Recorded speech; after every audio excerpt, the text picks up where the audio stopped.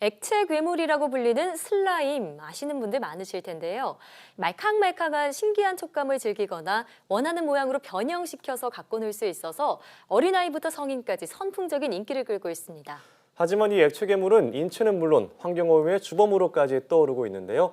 오늘 에코 매거진에서는 허정림 환경공학 박사와 함께 액체 괴물의 습격에 대해서 이야기를 나눠보겠습니다. 안녕하세요. 어서 오세요. 네, 사실 이 액체 괴물이 저 초등학생 때도 있었습니다. 그래서 어. 말캉말캉 갖고 놀았던 기억이 있는데 네. 사실 그때도 냄새가 좀 안 좋긴 했어요. 근데 이번에 국정감사에 등장할 정도로 좀 논란이 됐는데 어떤 내용인지 설명 부탁드리겠습니다. 네, 최근 액체 괴물에서 환경과 인체에 유해한 물질이 많이 발견이 되었는데요. 네.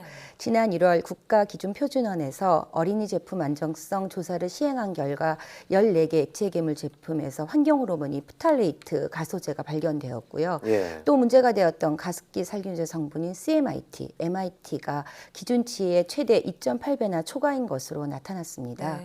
액체 괴물을 만들 때 들어가는 붕산은 세제에 사용되기 때문에 인체에 유해합니다. 또한 맨손으로 만지는 것은 화상을 입을 수 있으니 위험하고요. 그래서 반드시 10분 이상 만지지 말고 만진 후에도 꼭 손을 깨끗이 씻어야 합니다. 네. 근데 이 액체 괴물 즉 슬라임은 최근에 슬라임을 직접 만들어서 갖고 놀 수 있는 카페까지 나올 정도로 정말 인기인데요. 근데 이렇게 인체에 유해한 물질이 많이 들어있으면 어른들한테도 안 좋지만 특히 아이들 건강에 되게 안 좋을 것 같아요. 예. 그렇습니다. 그래서 아이를 가진 엄마들의 고민이 매우 크죠. 네. 어린이 용품에는 플라스틱류가 많은데요. 플라스틱의 유연성을 높이기 위해서 사용하는 프탈레이트 가소제는 화학 성분으로 환경 호르몬이 많이 발생됩니다.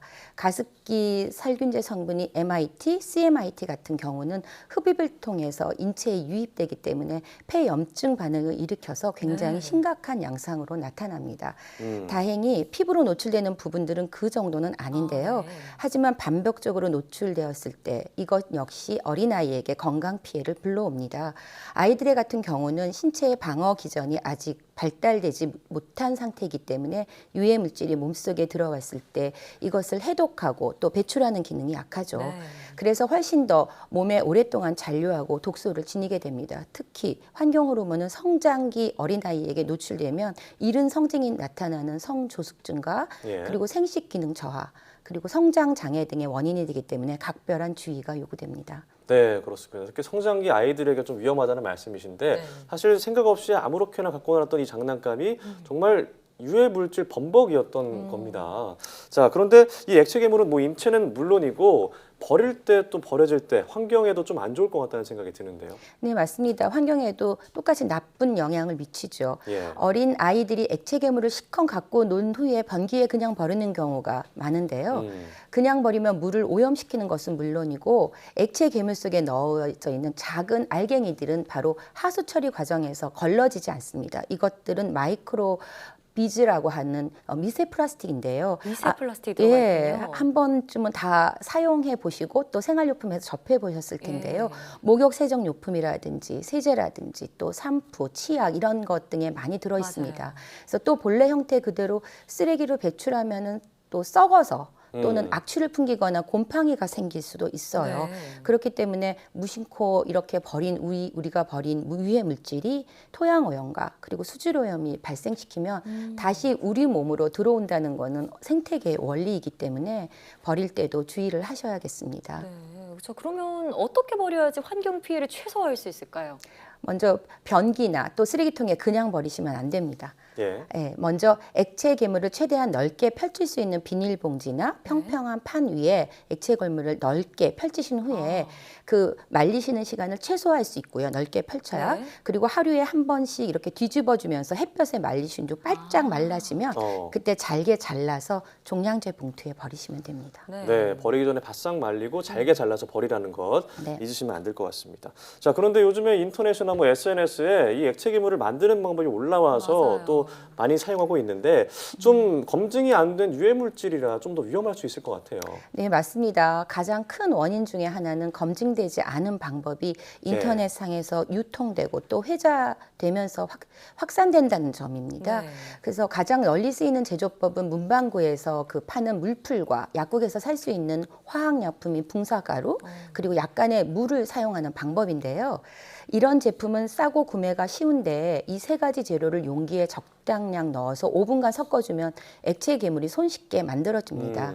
이때 접착을 위해서 사용하는 풀은 PVP라고 하는 고분자 화학물이 주성분이고요.